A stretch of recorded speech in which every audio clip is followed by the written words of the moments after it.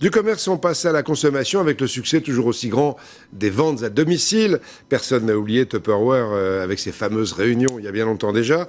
Même chose maintenant pour les produits cosmétiques. On fait du shopping sans bouger de chez soi avec des copines autour d'une tasse de thé. En Haute-Vienne, Carlo Paredes et Sylvain Thévenard. Le soir, c'est très bien, vous enlevez toutes les impuretés de la journée. Lors d'une vente à domicile, c'est l'atout numéro 1, le conseil. Et le lendemain matin, la nuit, vous avez toutes les toxines qui ressortent. Jeanne-Marie se définit d'ailleurs elle-même comme une conseillère. Les produits cosmétiques qu'elle propose sont même testés directement par les clientes. Ici, par exemple, une crème pour les mains se transforme en séance de massage. Et autour de la table, on apprécie ce moment de détente.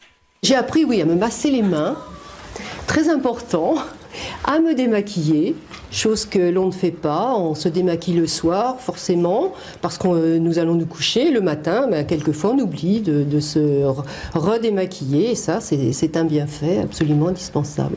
Des conseils utiles, mais il ne faut pas oublier la vendeuse convaincante. 28 jours et vous allez avoir vraiment un éclat qui va être exceptionnel. Et si l'on vient pour les conseils et les produits, la vente à domicile, c'est aussi toute une ambiance entre copines. Quand le sillon tombe, on va toutes ressembler avec le même il faut le repulper. Je suis venue avec une amie, donc cet aspect convivial, on vient à deux, c'est une occasion de se retrouver. Et je vais finalement, je ne vais pas très souvent dans les magasins en ville finalement. L'espace d'1h30, c'est donc la salle à manger de la maîtresse des lieux qui sert de présentoir. En tant qu'hôtesse, elle aura droit à 2 produits.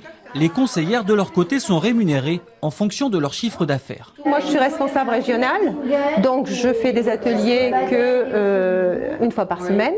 Mais j'ai des conseillères qui, elles, font 2 ateliers par semaine et qui ont à peu près un revenu de 700 € mensuel. Les clientes de cette marque de cosmétiques, elles, dépensent en moyenne 70 € lors d'une vente comme celle-là.